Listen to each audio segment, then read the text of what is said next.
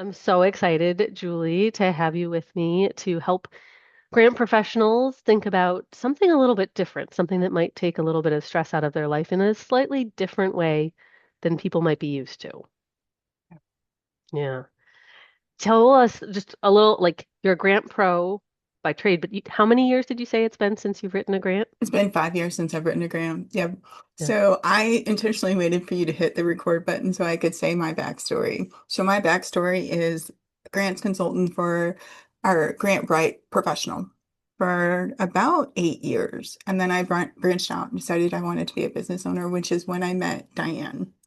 And your impact, we don't talk to each other frequently, but your impact on what a business owner could do and kind of that bar of what is possible was so dramatic on the shaping of my business. And I sincerely mean that. It's so important to see people designing a business that works for them and kind of setting their own terms. And it kind of sets me up for this topic, which is unapologetically profitable.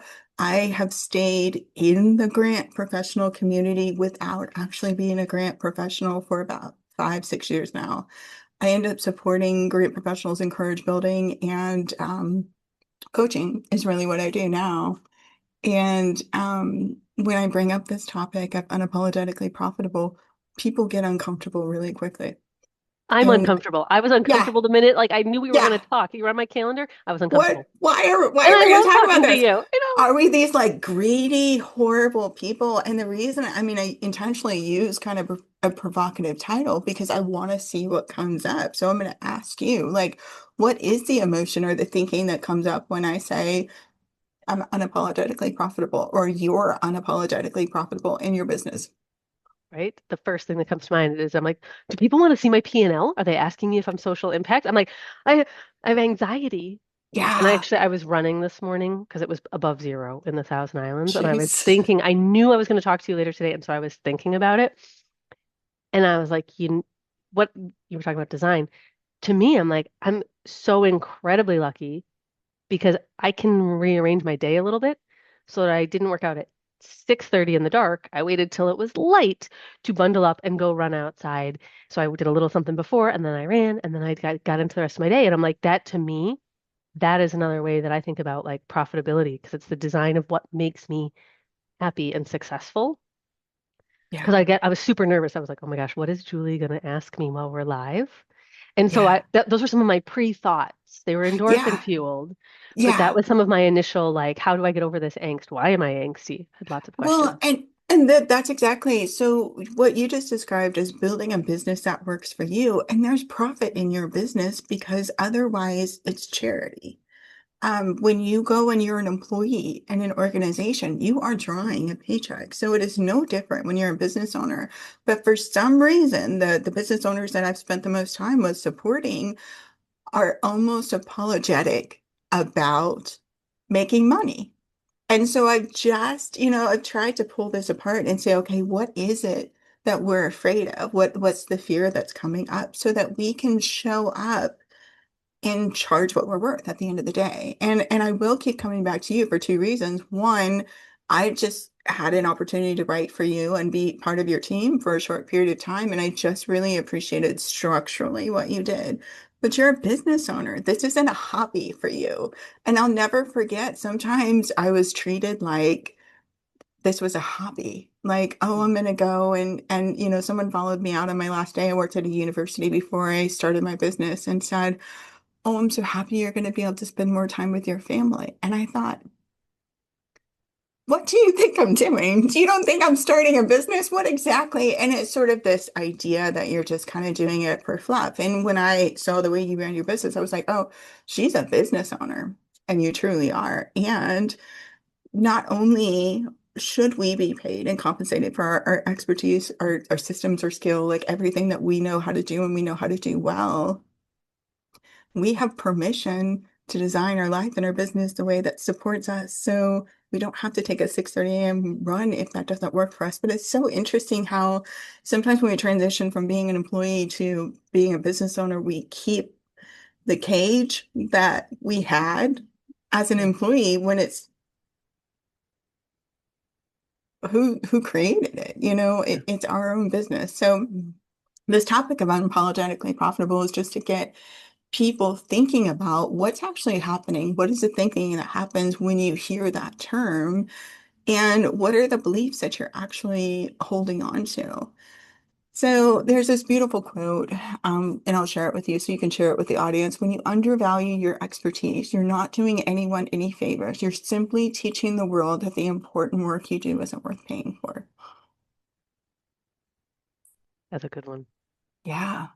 So our work is worth paying for. And if our work is being paid for, we are making a profit. And guess what? We're not apologizing for making a profit. That's Well, it. and you know what's funny? So we turned 20 as a business this year. Oh, Haven't aged a day, have I? No. no, not at all. Yeah, Especially right? with that lighting. Thank you. Yeah, you're so sweet. So, but when I started, I was a freelancer. In my mind, I was a freelancer. Like I would have never used the phrase business owner. I can't even think of when I first used that and accepted it. But in terms of like getting paid, asking to get paid for what you're worth, whether I think about like salary negotiations back when I was like a foundation and grants coordinator as an employee versus putting forward a scope and being like, I can't believe I'm going to hit send. I'm scared, right? Any of Yes. that internal or external pressure and like fear and your own feelings about money, the thing that made me go, whoa, I need to get over whatever it is about money and asking for like, here's the scope. This is what it costs for us to work with you. Having employees. Subcontractors was a different sort of pressure because I was like, Yeah. if I had this already approved, then I felt comfortable I could bring some contractors on, pay bills in our like our agreed upon structure. Employees, I'm like, this isn't just about my family, which is what I've been supporting for 20 plus years, right? Part of I have 29s and paying for dog stuff and what, right? Like it's an important part of the house and how we run.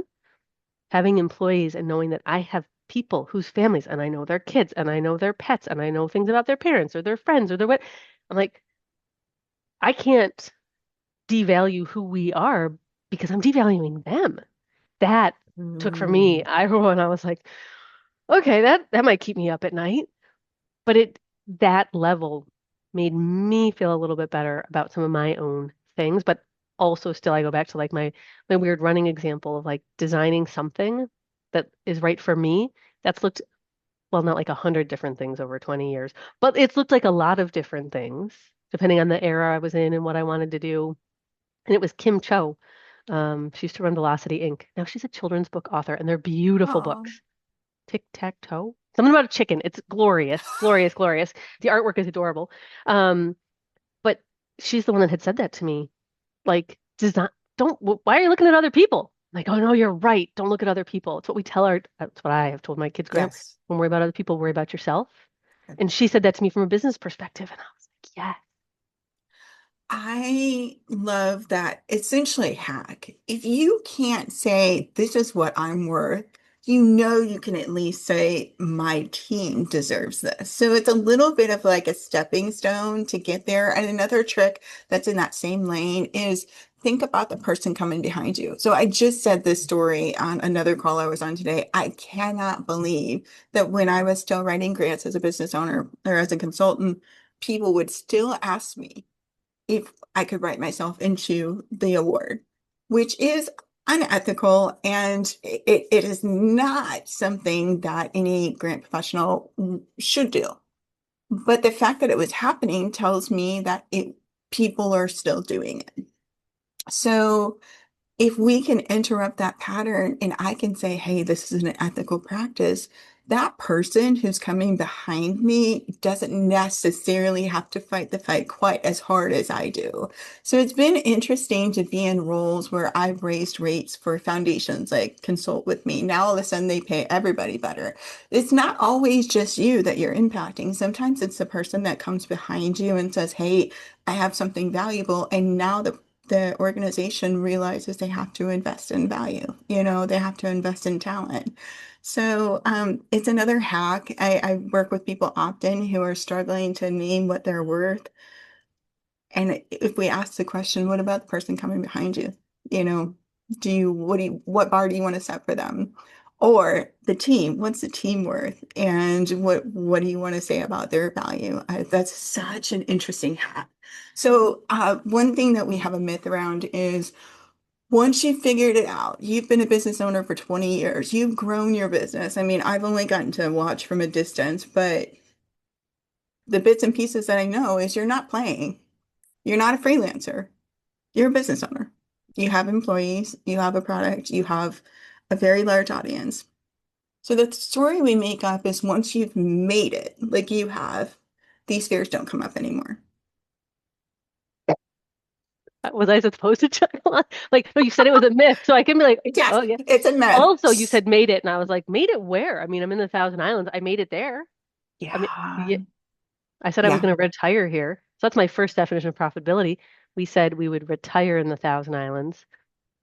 I said my business can be anywhere. Back in like the early Dropbox years, my husband more traditionally employed, made it, got something that made it work. Like, yeah, right? Like that, the made yeah, it definition. I'm like, I could have said I made it then. Getting to raise yeah, my kids in the community we wanted like that. I, will I ever make it? No. I'm one of those like stood in place, looked at the flag, looked around. Oh, this is nice. Where now? yeah, I'm one of yeah. those. I get it. What's I next? know it. But not that it's always like up next thing, profit level, but just always liking a challenge. So I'm going to rephrase the question. I'm not going to use the term made it. Hmm. So when I run this workshop, the topic we're talking about unapologetically profitable. Some folks will come in that are just really putting their numbers out for the first time and saying, this is what I should be paid, and this is what my services are worth. And then we have these really seasoned professionals that are used to putting larger, dollars on engagements. And what I love people get to see in that kind of environment is it's not that we master it and we never have these fears and doubts and thoughts come up. It's that that they evolve and grow over time. But that same muscle, which is essentially courageous leadership, is still there. That ability to spot it, notice it. And so the story I'm making up, and you can correct me if I'm wrong, is your arena's bigger now. You've got a national audience. I mean, I've watched variations of what you've done.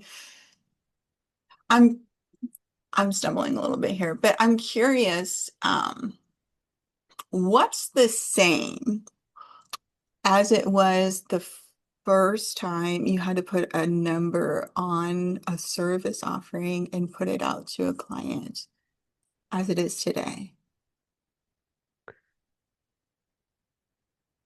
My ultimate panic as I put the number out there. That's the same. I'm not trying to be like Yeah, facetious no, no, about it. no, full Yeah, I'm out. like that part's the same. Um, no, logo's a little different, same vibes, same general hair. I'm trying to find some things that could be the same. Um, I'm gonna say it's under.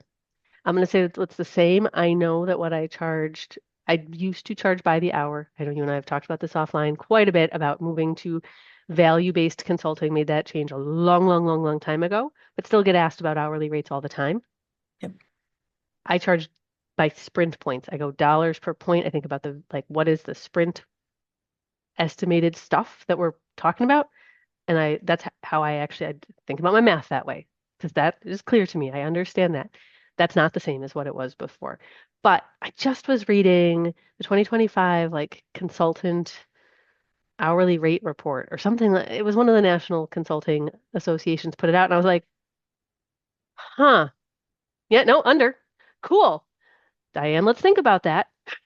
And I'm like, I'm not going to change my numbers because of what some report said, but that's actually what I would say is the same. I get scared every time I put a number out there. I know we're awesome. Are you going to think we're awesome? Right? Because people are always like, are you sure that's the best you can do? Like, my father-in-law was a car dealer most of his professional life. I know that trick. Is that the best you can do? I don't have to bend. And I I can say, don't yeah, know. so that actually I've gotten better. So that's different. So you asked me for things that are the same. I've gotten better thanks to him at saying, that is the best I can do. Ah, I love this so much. I hope you publish this Of because course. you are established. You are Hmm. established as a business owner. You have a national footprint. You know what you're doing. and that fear still comes up. And every maybe time. even a little bit of that gut reaction still comes up. And there's this idea that, and especially me, taught courage building work for 5 years. Like we're eventually going to master this, and that's not going to happen anymore. That's not the case. The case is, so the reality is like your arena is getting bigger and bigger. Maybe you're kind of shooting for something you couldn't have dreamed of 10 years ago or 1 year ago. So that physiology is kind of similar from early days of I have value and I'd like you to pay me for what I can do for you. So that feeling is the same, but the tools that you use, the beliefs that you've built over time, the getting away from hourly rate to value based, and then of course your own infrastructure and how you know what you're worth and how you're going to charge for it has changed over time. But I think the thing I wanted to ask is what's similar, it's that physical response to Yeah. putting that dollar amount out there for a new offering sometimes. And I really wanted people to hear that no matter how seasoned you are, that response is pretty natural. Well, and I think I'm in a book club that's full of women, and so we've talked about this over time, right? There's imposter syndrome books that are written directly to women, but Yes. regardless of your gender or what you've read or what you've experienced before, there's like the statement that like who doesn't have imposter syndrome? The ones that probably should. And I don't mean that in a Yes. mean Yes. way, You know, but truly, the like research is there for that. that like no, it's a healthy, and so I try to talk myself through it. Like it's a healthy thing. If I was like, oh, here it is, like maybe I should reevaluate myself just for me and for what's comfortable. But like that it's that like there's you stress, right? The good stress. So like that healthy feeling of like it's okay that I feel confident, I can back it up, I can say no thank you to negotiating, I know what kind of clients we want to work with. Like, but it's okay. I don't have to like berate myself that I still feel that feeling. How am I doing? Am I Right. convincing you? Has it worked? Yes. Okay, good. Yes. Work in No. progress every day. So that the ability to notice it and not let it consume you is the emotional agility part, which is so powerful.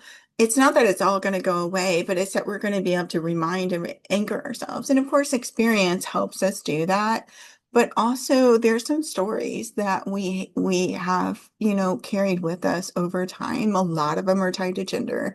And I think in particular, there's some stuff, and I don't know if it still comes up for you, but there's some stuff around being in a nonprofit environment in charging um, professional rates to nonprofit organizations. There can be a little bit of this.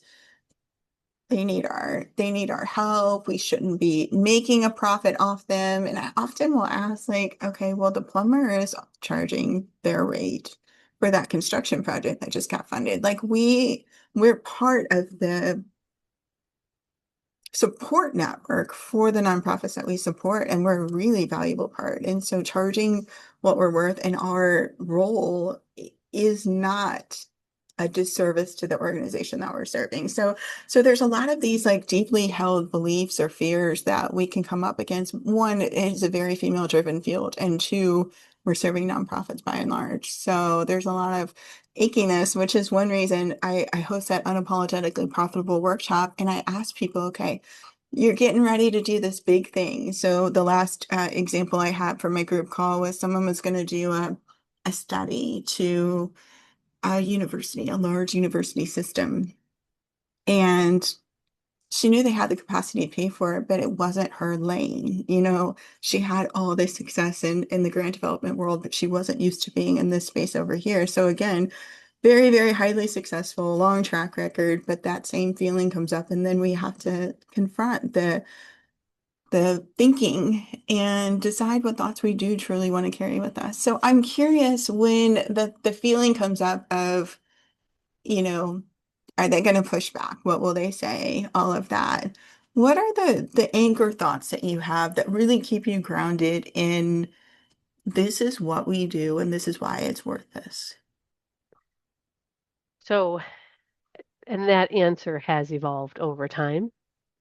And it comes back to I use my team as some of those anchor Yeah. thoughts for why? Because when it was air quotes only me, didn't have, I wasn't thinking in the same very technical, see it in QuickBooks sort of way about like, we've got this insurance and we have this benefit and I have this tax payment. And it's easier, or was easier, I should say, for me to kind of have a little bit of that be gray and feel a little flexible. So when I'm thinking about value, I'm like, it's right here. I know, again, I know what they are worth and I know what it means to run things so that those expenses are covered and so that you can handle the increase in this. And you're like, what? Why'd that one go? All right, right? Like that's part of what helps to anchor me when I'm thinking about or feeling stressed about what it is. I use the data actually to calm me to be like, no, that emotion is valid. I hear it. Can't change these numbers. I mean, That's I guess I right. could, but like that would change the team. Nobody unhappy. So like gotta think about who am I working with? Who am I part of? What am I representing? And like I use that to settle. And it's funny you're asking these very thoughtful questions, of which I'm so very, very grateful. And I like just published a list of 20 things I learned in business recently. And I was like going to do a little clip about each of them over the course of the year. And as I made them, one I wrote was set boundaries. And then the thing I wrote down right behind it was keep boundaries. And Exactly. Those are two different right, behaviors. totally different things. But this conversation makes me go, oh yeah, that, both of them. Like this is part of what it is. Because to me, the value definition you give yourself, whether it's about time or about money, my running example is about time and a little flexibility. We could also talk, obviously, the money of being able to pay for people and things, but either of those, like there's the boundary of what am I going to accept? And then do I ever let that get broken? Do I come up with an exception or not? I could asterisk anything. Oh, well, but like, Ah, how do yeah. I want to keep the boundary of it too, of what I have set? What is my set boundary around value? Beautiful. Beautiful. So I have a question now for you Is there? because I know you're like, that's not fair. Yes, it is. So when we were talking about this content and the idea that like this really we had fun dialoguing, laughing, hopefully a little bit along the way, and learning a little bit more about what's going on here. Thanks again for the thoughtful questions. But I know that like there's very thoughtful questions and exercises that you work people through in order to do this. And so if somebody's listening to this and maybe they're an employee, maybe they're a consultant, maybe they're a brand new consultant, they're calling themselves a freelancer. Hey, I get that. That was me. Or Yeah. maybe they're a more experienced person like, oh yeah, yeah. Like, what do you recommend for people in terms of maybe a book resource, a podcast episode, a hands-on workshop, whatever? But what is like the place that somebody could go dig in a little bit more about this idea on some of that courage building, specifically around this idea of being unapologetically profitable? The first thing I'm going to suggest is a micro practice, which is noticing.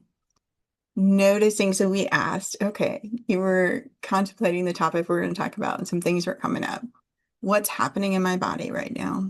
What am I thinking and what am I feeling? So often we disconnect completely from those three things that come from us, and that's data too. And so I want to introduce that micro practice of noticing without judgment.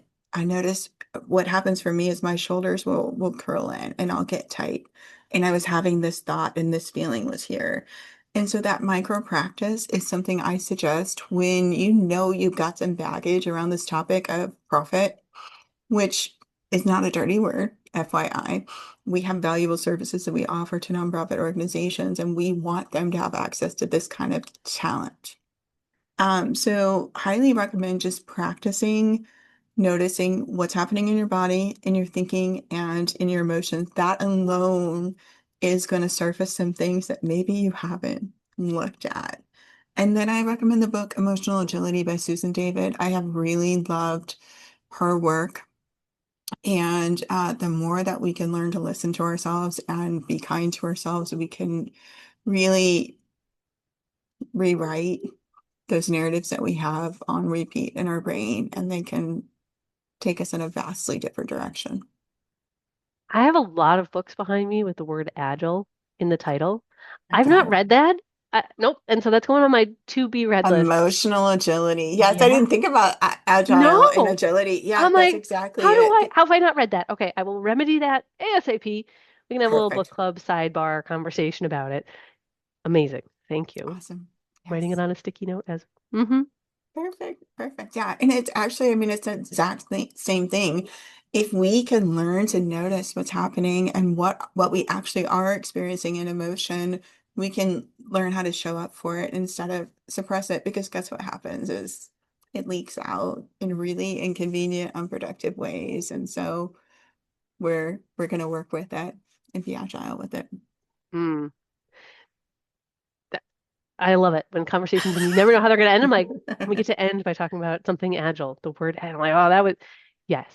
And I'm going to make sure that in like the comments and the spaces and all the things that people know how to find you, website, LinkedIn, all the good stuff, so that they Perfect. can talk to you about this conversation because this was way too, it was way too much fun, honestly. It And was. I'm so glad that because if I would have done a 10-minute workshop, we wouldn't have been able to talk about your real story. And I think your listeners would really appreciate kind of hearing how your thinking has evolved over time to support where you are now. well, thank you, Julie, for helping to push me a little bit on this particular day with the conversation. It was so fun. It And I'm was. looking Thank forward to you. people following up with you. And again, maybe we'll have like a little book club around that book, Yeah. emotional Oh, agility yeah, book. Okay, for good. sure. Thank you.